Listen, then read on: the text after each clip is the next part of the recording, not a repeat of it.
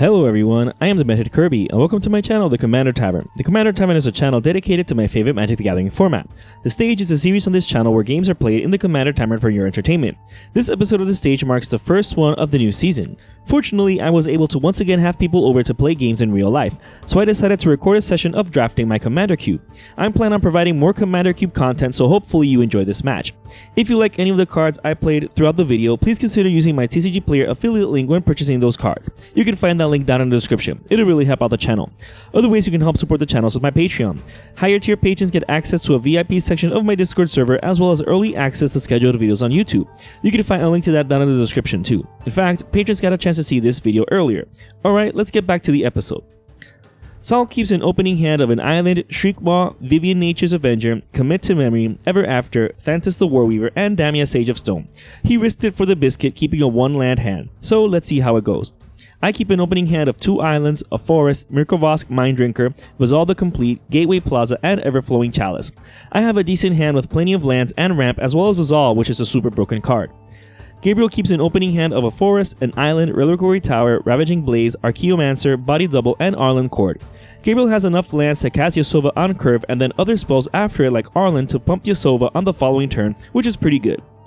William keeps an opening hand of Marquesa the Black Rose, Dromar's Cavern, Watery Grave, Daraghasa's Caldera, Nomad Outpost, Fumigate, and Isolated Chapel. William not only has plenty of lands, but Marquesa, which is going to be very helpful to have on the battlefield since he has a board wipe in his hand. Saul wins the die roll and starts us off. At the start of the game, William and I have conspiracies with Hidden Agenda in our command zone. I also have Advantageous Proclamation in my command zone, allowing my deck to have 95 cards instead of 100. Also, Saul has 4 heroes on the battlefield, the Warmonger, the Harvester, the Philosopher, and the Slayer, so he starts with an additional 7 life. Saul draws a card. He activates the Harvester, drawing a card and discarding Thantis the Warweaver. He plays a Fabled Passage and then passes. I draw a card, I play a basic force, and then pass. Gabriel does the exact same thing. William draws a card, plays a tapped Watery Grave, then passes. At the end of his turn, Saul cracks Fabled Passage for a tapped basic mountain. He then untaps and draws a card. He activates the Harvester, drawing a card and discarding Shriekmaw. He plays a basic island and then passes. I draw a card, then play a Gateway Plaza, which I pay for. I then pass. Gabriel draws a card, then plays a basic island. He then casts Permeating Mass. He then passes. William untaps, then draws a card. William plays a Dromar's Cavern, bouncing his Watery Grave. He then passes, discarding Bant Battle Mage in his cleanup step. Saul untaps, then draws a card. He activates the Harvester, drawing a card and discarding Damia Sage of Stone. He plays a basic Swamp and then casts Inquisitor's Flail. He then passes. I untap, then draw a card. I play a basic island. I activate Moto's Eminence ability, discarding Mirkovosk Minddrinker, targeting William.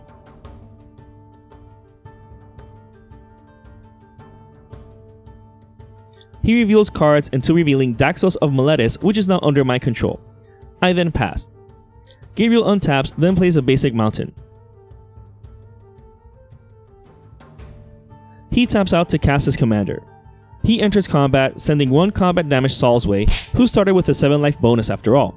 He then passes. William draws a card, then plays a tapped Sacred Foundry. He then passes. Saul untaps, then draws a card. He plays a basic forest.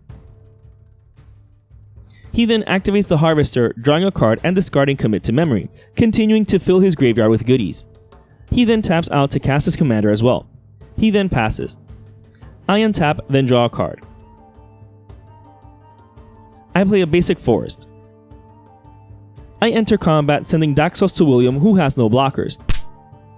Unfortunately, he exiles Jungle Shrine, which I can't cast. In my second main phase, I tap out to cast Everflowing Chalice with 2 charge counters on it. I then pass.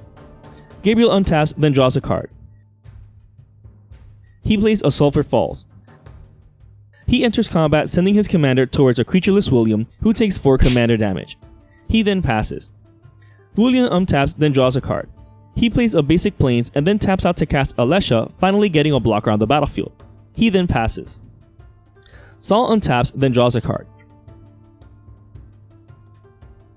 Unsurprising, he loots with the Harvester yet again, discarding Golgari Rot Farm. He plays Temple of the False God, then uses it to activate the Philosopher, tapping down William's only blocker. He then enters combat, sending Yidris to him, dealing 5 combat damage. In his second main phase, he casts Temp with Discovery, which now has Cascade. He cascades into Blue Sun Zenith, whiffing hard. If he casts it for X equals 0, shuffling back into his library. Temp with Discovery then resolves and everyone accepts the offer. Saul then finds 4 lands: Goldmine, Command Tower, Evolving Wilds, and Opulent Palace. I search for Demir Aqueduct, bouncing my basic island, Gabriel search for Exotic Orchard, and William search for a basic forest. Saul then cracks Evolving Wilds to search for a basic mountain, and then passes. At the end of his turn, I activate Moto's Eminence ability, discarding that basic island, once more targeting William. He reveals cards into revealing Iron Myrrh, which is now under my control. I now begin my turn, untapping, then drawing a card. I play a basic island. I then cast Vati Ildal. Saddened that he doesn't have haste, I pass. Gabriel untaps, then draws a card. He plays a basic island. He then casts Arlen Court. He upticks her, targeting Permeating Mass. He enters combat, sending it at Saul, who takes 3 damage. He then passes. William untaps, then draws a card. He plays an Isolated Chapel. He then passes. Saul untaps, then draws a card. He loots with the Harvester, discarding Rupture Spiral. He plays a basic forest. He then enters combat, activating the Philosopher, tapping down Alesha. Once more leaving William without blockers, he sends Yidris his way, risking it since William had left all his mana open. However, this was a bluff and Yidris hits through. In his second main phase, he casts Vivian Nature's Avenger, which now has Cascade. He cascades into Nissa Vital Force, thus prompting Saul to erupt in euphoric celebration. 2 Planeswalkers for the price of 1 is definitely worth getting excited for. He upticks Nissa, animating one of his forests.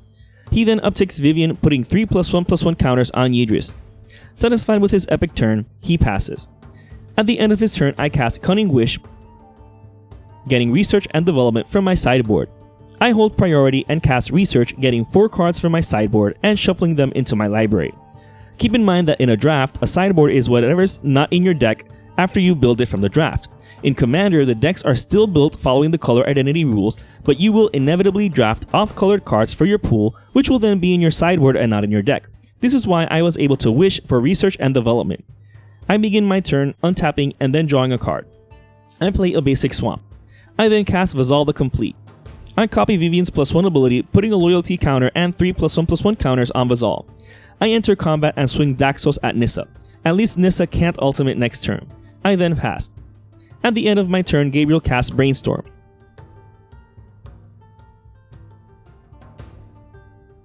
He then begins his turn, untapping then drawing a card. He plays a basic forest. He then casts Nantuko Elder. He upticks Arlen, targeting Yasova, allowing him to be able to seal Saul's animated forest, which he does when he enters combat. He sends the animated forest to Nissa and Yasova to Saul's face, dealing 6 commander damage. He then passes, returning the tapped forest to Saul. William untaps then draws a card. He plays a Nomad Outpost. He then casts Soul. He passes.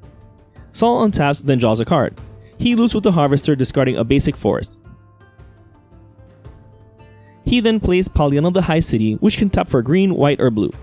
Fearing my board state, Saul strikes a deal with me to not do anything to him this turn because he wants to get rid of Gabriel, since I essentially have 2 Vati of activations available. I agree because that's one less opponent I have to worry about, and even though Saul has an epic board state, I have ways to deal with it. Pleased with the deal, he then equips the Flail to Yidris and upticks Vivian, putting 3+1/+1 counters on Yidris. He then activates the Philosopher, tapping down Permeating Mass. He then casts Ever After, reanimating Damia and Shriekmaw. Ever After then gets bottom decked after resolving. Then Shriekmaw's trigger resolves, targeting Nantuko Elder when it enters the battlefield. He then enters combat, sending Yidris to Gabriel, dealing 22 commander damage for the kill. He then ends his turn. I do some math and consider activating Moto, but I don't want to discard anything in my hand and just start my turn. I untap then draw a card. I copy Vivian's +1 ability, putting 3 more +1/+1 counters on Vazal. I then cast Soul's Majesty, drawing 13 cards thanks to Vazal. I play a basic Swamp. I tap out to cast Diabolic Revelation with X equals 1. I search my library for a very spicy card and then put it into my hand. I don't swing at William to give him an opportunity against Saul and then end my turn, discarding down to maximum hand size. William untaps then draws a card. He plays an untapped Watery Grave. He enters combat.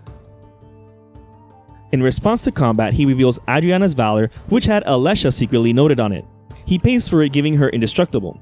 In response to Saul's trigger, he pays for Alesha's ability, reanimating Bant Battle Mage. Saul's ability resolves, creating 4 clue tokens and putting a +1/+1 counter on his 3 creatures because of the support 4. Saul doesn't block, taking 12 combat damage. In his second main phase, William casts Marquesa the Black Rose. In hindsight, he should have cast Marquesa before combat so that she could have gotten a +1/+1 counter from Saul's support 4 ability, but it is what it is. He then passes. Saul untaps, then draws up to 7 cards thanks to Damia. He then activates the Harvester, drawing a card and discarding a basic forest.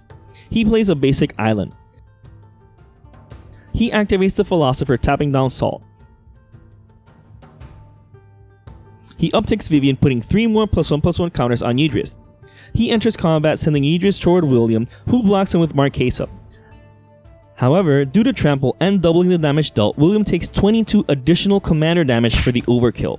It should be noted that with William dying, I should have lost control of both Iron Mirror and Daxos. This is corrected later on. Saul then casts Wolfbriar Elemental, kicked 4 times, triggering Cascade. He cascades into Read the Bones. When it resolves, the Elemental enters the battlefield, creating 4 2/2 Wolf tokens. He then equips the Flail to Shriek Maw just in case. He passes. I untap, then draw a card.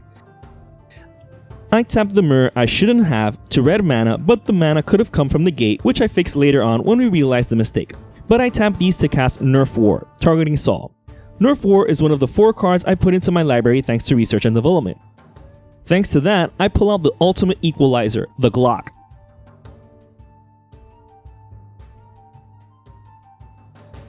I measure 2 meters away from Saul's library while the board is getting organized for the Nerf War. Unfortunately, the first dart just barely flies over the library, knocking down Gabriel's stack of dice on another table, which, ironically, was a much harder target to get to.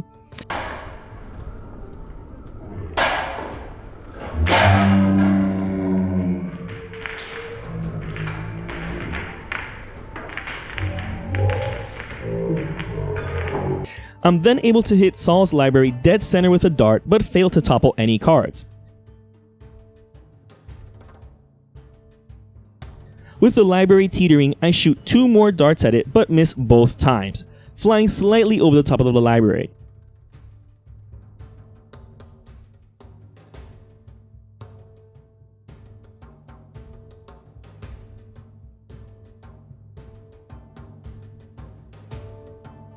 I could have ended Saul with the Glock, but its nerf or nothing unfortunately came up to nothing. Disappointed in myself by my poor aim, I continue on. I have Vazal copy Vivian, putting 3 +1/+1 counters on it. I activate Body, turning Shriek Maw's toughness to 1. I then enter combat. I send Vazal at Saul, who blocks it with Damia. In response, I copy Body's ability, making Damia's toughness to 1. Saul drops to 5 life, and Vazal dies to Death Touch. But I still have things left to do in my second main phase to try and balance things out. So I flip over Unexpected Potential and Brago's Favor, which had Extinguish All Hope secretly named with them. I then proceed to cast it, wiping the board.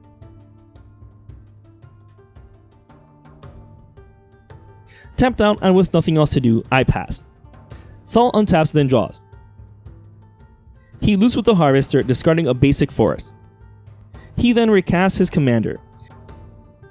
He activates the Warmonger, giving his creatures +2/+0 and haste until end of turn. He then ultimates Vivian, giving Yidris +10/+10. He equips him with the Flail.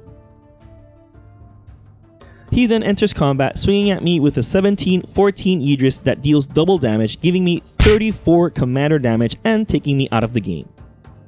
Saul finally breaks the curse of not winning a match where he's the starting player. I'm going to say that the starting the game with 4 heroes was probably what broke the curse, especially since he was left at 5 life and the Slayer gives him an additional 7 life at the beginning of the game. That or his library resisting getting blasted head-on by a nerf gun. Either way, the Voltron Reanimator deck he was able to build from the draft was quite a force to be reckoned with, and he was able to pilot it to victory. That being said, I will not take this slight lightly. I overestimated my marksmanship and Nerf War didn't provide me with the victory that I thought it would. For those keeping track, I used Cunning Wish to get research and development to get Nerf War into my library. I then used the Diabolic Revelation to get it into my hand. Then, even though I lost the Iron Mir when William got eliminated, I was still able to tap Gateway Plaza for red mana to cast it, and it was still to no avail.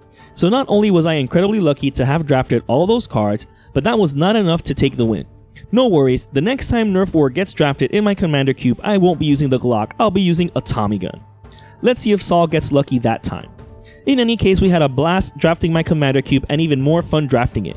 Especially the uproar when I cast Nerf War. Much like the Spanish Inquisition, no one was expecting that. Especially in a black, blue, green deck. We played 2 games with what we drafted that day, so there's a high probability of the next episode of the stage being that second game, so stay tuned. With the amount of fun as we had drafting the cube and playing this game, I hope you had fun watching it.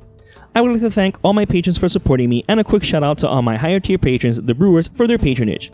I also want to thank anyone using my TCG Player affiliate link. It also helps out the channel. And to everyone, thanks for watching this episode of The Stage on the Commander Tavern. I am Demented Kirby, and happy playing.